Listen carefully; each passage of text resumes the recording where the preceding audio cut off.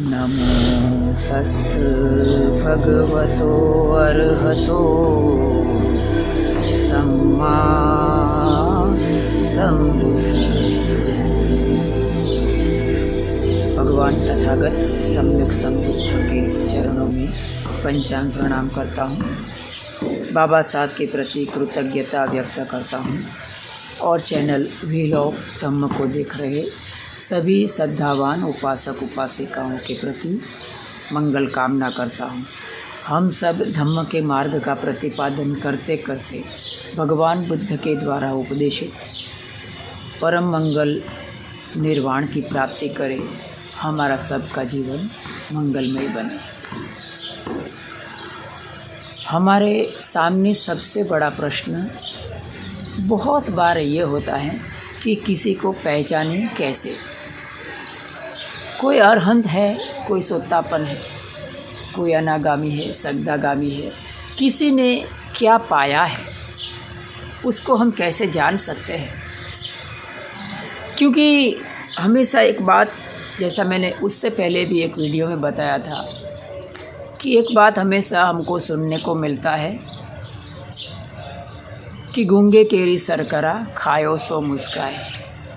और जो कुछ ज्ञान की बात होता है वो भीतर का होता है। हमारे अंदर जो कुछ होता है उसका बाह्य प्रगटीकरण नहीं होता है।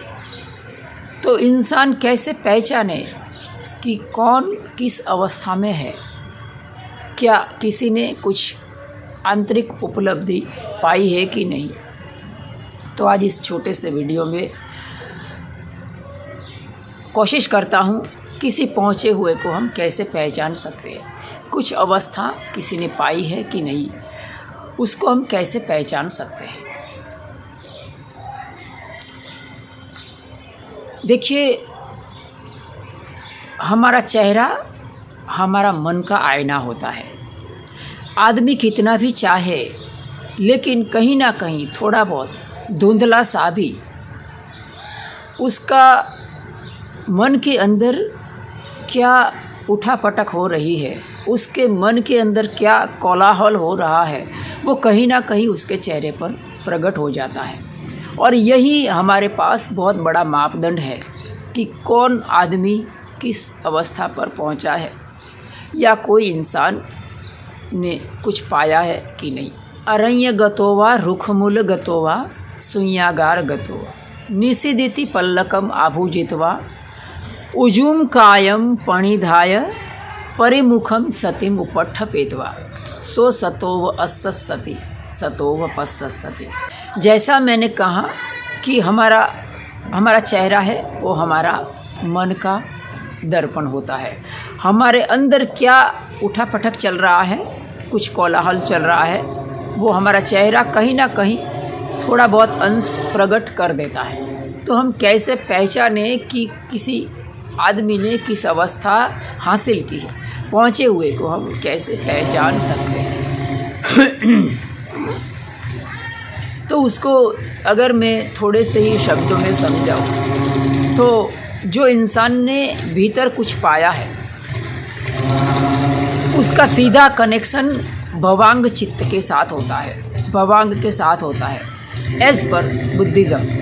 और हमारा जो भवांग है, भवांग मानी हमारा हृदय वत्थु है, उसके साथ उसका तालमेल होता है। हमारा हृदय वत्थु सौपाधिशेष निर्वाण का बीज होता है, वहीं से प्रतिसंधि का निर्माण होता है। हमारे गहरे से गहरे संस्कार अगर जो भी कुछ बाकी रहते हैं वो भवांग में ही जाकर अंत होता है। तो जो भी साधक इंसान कुछ पाता है उसका चित्त भवांग में रमण करता है और उसके साथ ही वो तारतम्य बनाता है उसकी वाणी से और उसके माध्यम से। तो जब भी कोई साधक, कोई उपासक उपासिका, भिक्षु भिक्षुणी कोई धर्म देशना देते हैं, उसके चेहरे की भाव भंगिमाओं से ये प्रकट होता है कि उसने क्या पाया है, उसने क्या हासिल किया है, वो कहाँ तक पहुँचा है। जैसा मैंने कहा कि हमारा चेहरा मन का आईना है। हमारे अंदर क्या चल रहा है, राग द्वेष मोह की भावना कितनी प्रबल है, वो हमारा चेहरा प्रकट कर देता है। तो जो पहुंचा है हुआ है, जिसने कुछ पाया है, अरहंत्व, अनागामी, श्रद्धागामी, सोतापन, कुछ भी, तो उसकी चेहरे की भाव भंगिमाएँ उसकी वाणी के साथ ताल नहीं मिलाती है। उसकी वाणी और शरीर ताल मिलाते हैं उसके भवांग के साथ। इसे बहुत अच्छी तरह से समझिएगा। पहुँचे हुए साधक का वाणी और उसकी काया ताल मिलाती है उसके भवांग के साथ, नहीं कि उसकी वाणी और उसके आचरण के साथ। बाह्य आचरण और वाणी के साथ उसका चेहरे की भाव भंगिमाएँ कभी ताल नहीं मिलाती है, क्योंकि हमारा जो चेहरा है वो हमारे जो पांचों इंद्रिय है उसका प्रतिनिधित्व करता है। हमारे आँख है, कान है, नाक है, जीभ, त्वचा, ये सारा जो पांच इंद्रिय है वो हमारे चेहरे के साथ प्रतिनिधित्व करती है। तो ये सबसे बड़ा मापदंड है कि कोई भी व्यक्ति ने क्या पाया है, भीतरी उसने क्या हासिल किया है। अगर उसको देखना है तो उसके चेहरे की भाव भंगिमाओं ऊपर से प्रकट हो जाता है।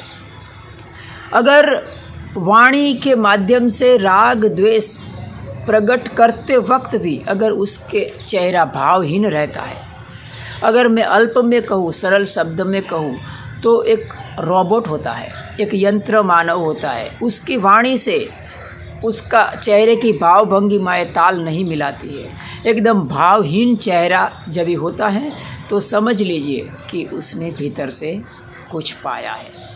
तो ये सबसे बड़ा मापदंड होता है। यही बात कहा है जो मैंने गाथाओं में कहा था कि परिमुखम सत्यम उपट्टपित्वा, उसका चेहरा है, उसकी सती, उसकी जागरूकता है, वो चेहरे के आसपास बनी रहती है।